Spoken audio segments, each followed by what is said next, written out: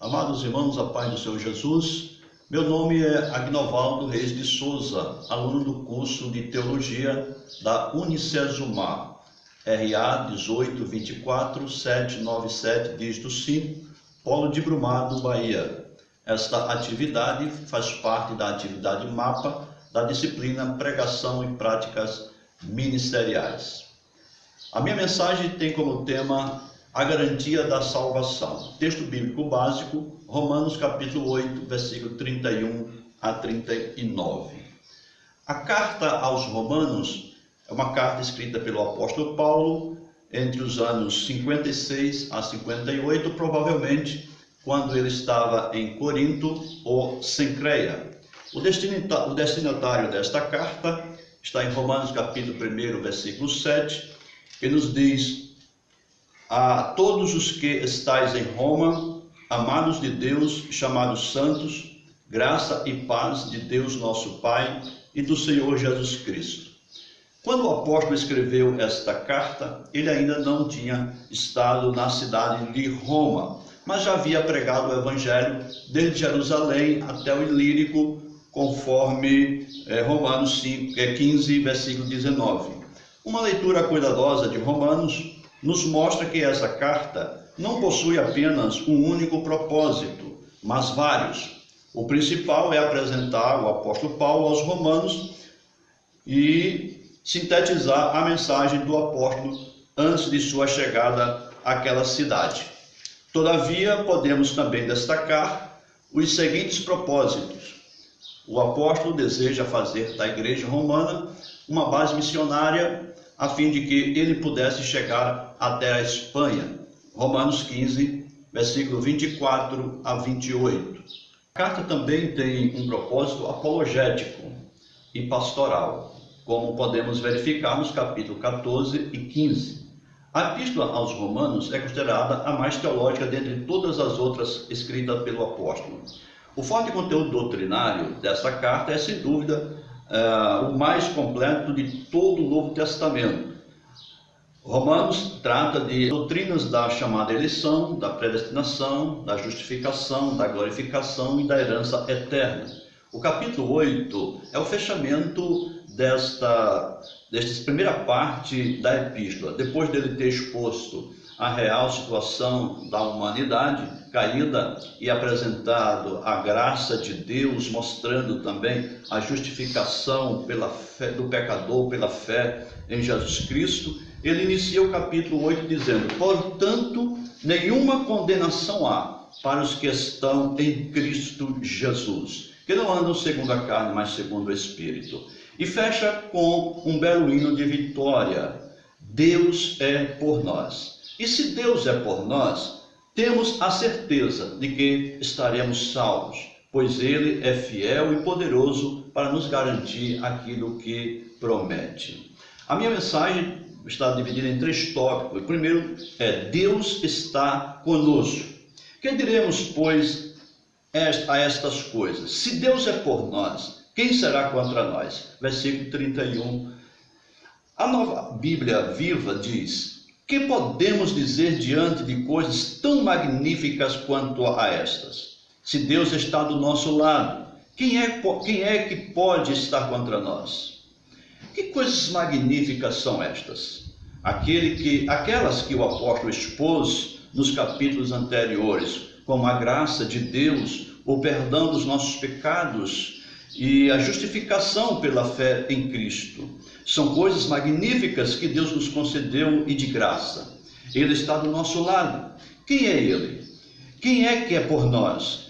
Deus é por nós. Mas quem é Deus?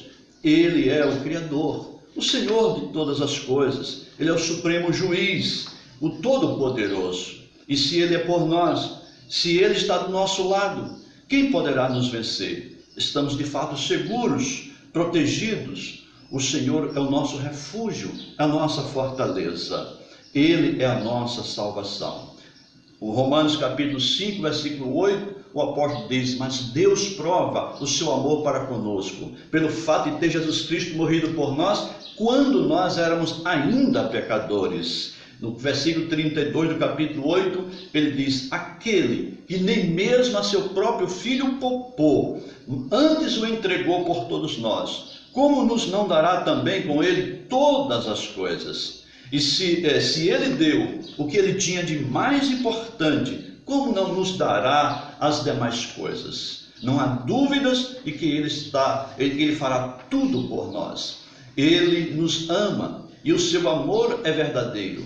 Confiemos, pois, neste amor inigualável, porque é necessário que aqueles que se aproximam de Deus creiam que Ele existe e que é galardoador daqueles que o buscam, conforme está em Hebreus, capítulo 11, versículo 6. Deus é premiador daqueles que o buscam.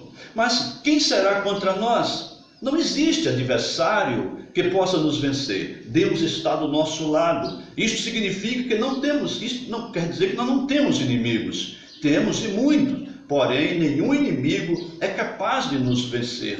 Nenhum inimigo é capaz de nos separar do amor de Deus. O Senhor Jesus nos diz em sua palavra, em João capítulo 10, versículo 27, as minhas ovelhas ouvem a minha voz e eu conheço-as, e elas me seguem, dou-lhes a vida eterna, e nunca hão de perecer, e ninguém as arrebatará da minha mão. Meu Pai que mas deu é maior do que todos, ninguém pode arrebatá-las da mão de meu Pai.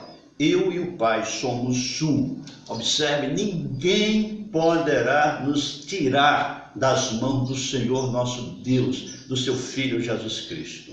Segundo lugar, somos os escolhidos de Deus. Versículo 33 de Romanos 8 diz: quem intentará acusação contra os escolhidos de Deus? É Deus quem os justifica. Quem se atreve a acusar aquele a quem Deus escolheu? Na realidade, não falta quem nos acuse. O próprio Satanás, o nome dele é o acusador. Em Apocalipse 10, 12, 10, está escrito que ele nos acusa diante do nosso Deus, os acusava de dia e de noite.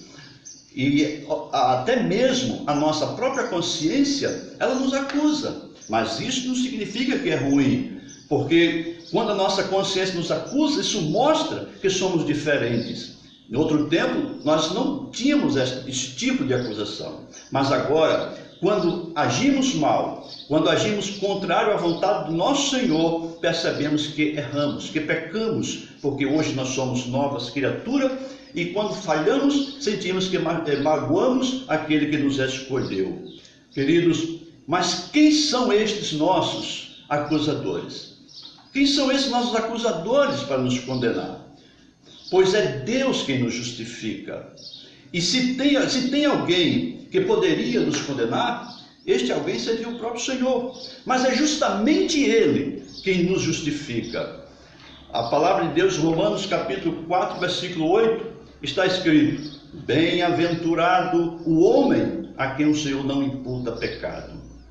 A palavra imputar aqui no original é logizomai, que quer dizer colocar a responsabilidade considerar, imputar. Esta palavra lida com a realidade. Esta palavra lida com a realidade, refere-se a fatos e não a suposições. Na nova tradução da linguagem de hoje, em Romanos capítulo 7 e 8, Davi diz: feliz aquele cujas maldades Deus perdoa e cujos pecados ele apaga. Feliz aquele que o Senhor não acusa de cometer pecado. Quem tentará acusação contra os escolhidos de Deus?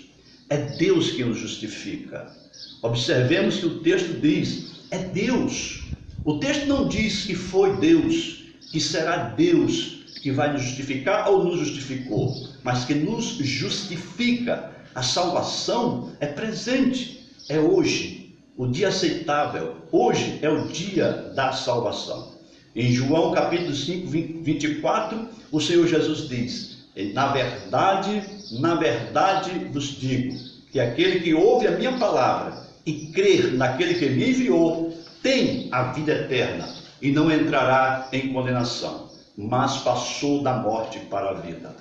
Amados, mais uma vez observemos o tempo verbal, ter, o tempo verbo ter, tem a vida eterna. É presente, não diz terá a vida eterna, mas tem a vida eterna. Agora, não entrará futuro e não entrará em condenação, porque já passou da morte para a vida.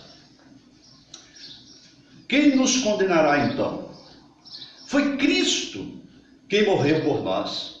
E mais, quem ressuscitou e está à direita de Deus e também intercede por nós. Ou seja, ao lado direito do Pai, assentado em seu trono, está o seu Filho Jesus Cristo, rogando ao Pai em nosso favor.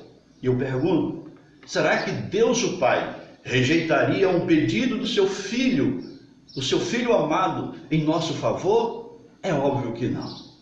Jamais Deus rejeitaria um pedido do seu Filho. Estamos salvos, garantida a nossa salvação por aquele que nos amou. Jesus Cristo, nosso Senhor, Ele intercede por nós, ao nosso favor. Ele nos justifica dia após dia, ontem, hoje e eternamente. Queridos, e o nosso terceiro ponto diz: somos mais que vencedores. Quem nos separará do amor de Cristo? A tribulação, a angústia, ou a perseguição, ou a fome, ou a nudez, ou o perigo, ou a espada? Um dos grandes erros de alguns cristãos é acharem que depois que aceitamos a Cristo como Salvador, não sofreremos jamais. Mas não é isso que a Bíblia nos ensina. Em Filipenses capítulo 1, versículo 29, o apóstolo diz: porque a vós vos foi concedido em relação a Cristo, não somente crer nele, mas como também padecer por ele. E o próprio Jesus nos disse que no mundo nós teríamos aflições. Nesse texto de Romanos 8,35, o apóstolo Paulo aqui, ele apresenta alguns inimigos. Primeiro, ele alinha adversidades temporais, experimentadas geralmente pelos que professam a fé em Jesus Cristo, os quais, sofrendo com eles, partilharão também, da sua glória. E segundo, a poderes espirituais, que ele refere-se quase com desdém, dada a futilidade de suas tentativas para nos separar do amor de Cristo. Aí ele vem catalogando aqui em grupos de 2 e de 3 alternadamente: nem morte, nem vida, nem anjos, nem principados, nem poderes, nem coisas do presente, nem do porvir, nem altura nem profundidade, nem qualquer outra criatura nos poderá separar do amor de Deus que está em Cristo Jesus. Cristo venceu todos os inimigos e pô-los debaixo dos seus pés. Em Paulo ele conclui de uma forma extasiada, dizendo: estou certo, estou convencido que apesar de tudo isso e de todas estas coisas, somos mais do que vencedores por meio daquele que nos amou. Nada, nem ninguém, no tempo ou no espaço, nos poderá separar do amor de Deus que está em Cristo Jesus, nosso Senhor. Detalhe, não é do nosso amor para com Deus, mas do amor de Deus para conosco. Queridos, o sacrifício que Jesus fez por nós foi uma oferta perfeita, foi um sacrifício perfeito, foi uma obra perfeita, um sacrifício eterno. A nossa salvação está garantida, pois quem garante é o Senhor Jesus. Concluo, não esqueça, Deus está do nosso lado, Ele nos escolheu. Não fostes vós que me escolhestes a mim, pelo contrário, eu vos escolhi a vós, e vos designei para que façais fruto, e o vosso fruto permaneça, a fim de que tudo quanto pedis ao Pai em meu nome, Ele vos conceda. E finalizo com a seguinte ilustração. Um certo juiz, quando a Índia ainda era uma colônia inglesa, saiu com os seus auxiliares pelo campo e encontrou uma senhora apanhando algumas espigas de trigo para dar comida ao seu filho pequeno que estava morrendo de fome. E o juiz perguntou: que faz, senhora? Ela disse: estou pegando um pouco de espiga de trigo para dar ao meu filho que está com fome. Ele disse: é seu? Ela disse: não, não, meu senhor, você está roubando. E o juiz encaminhou aquela mulher ao júri, não necessitaria de provas. O juiz foi quem a pegou roubando. Mas no dia do julgamento, a população se revoltou contra aquele juiz, homem duro, cruel, sem coração, pai que não tem coração, ele não tem um filho passando fome, por isso que ele prende essa coitada. O promotor fez a leitura do artigo que incriminava a mulher e o juiz declarou: está condenada. O que a população ainda mais indignada ficou. E naquele instante o juiz disse: está condenada a 1 ano de prisão ou ter que pagar 20 libras esterlinas. Mas como, dizia a população, se essa pobre coitada não tem comida, 1 centavo para comprar um mingau para o seu filho, como ela vai poder pagar 20 libras esterlinas? Naquele instante, o juiz mete a mão no seu bolso esquerdo, tira 20 libras esterlinas e paga a conta daquela mulher. E disse para ela: estás livre, vá e não roubes mais. Meus amados, todos nós nos encontramos nessa situação, como aquela mulher, dívida com Deus. Nós pecamos como um roubo ou qualquer outro tipo de pecado. Estamos em débito com Deus. E Deus não tirou do seu bolso libras esterlinas, mas Ele deu o seu próprio filho, o seu único filho, para morrer por nós. Deus é um justo juiz. Ele fez justiça. Ele pagou a conta nossa. Ele garantiu a nossa salvação. Hoje nós somos escolhidos de Deus. Eu pergunto a você: você já foi escolhido por Deus? Aquele que é escolhido por Deus, ele é chamado por Deus. E nesta hora Deus te chama. Atenda ao chamado por Deus e tenha certeza da sua salvação, porque Jesus nos garante. E Deus os abençoe. Amém. Quero agradecer a Deus pelo privilégio, pela tão grande salvação que nos tem concedido, o privilégio de estar anunciando a sua palavra. E agradeço a Unicesumar pela rica oportunidade que nos proporciona para nos capacitar para continuar pregando o Evangelho da graça de nosso Senhor Jesus Cristo. Deus abençoe.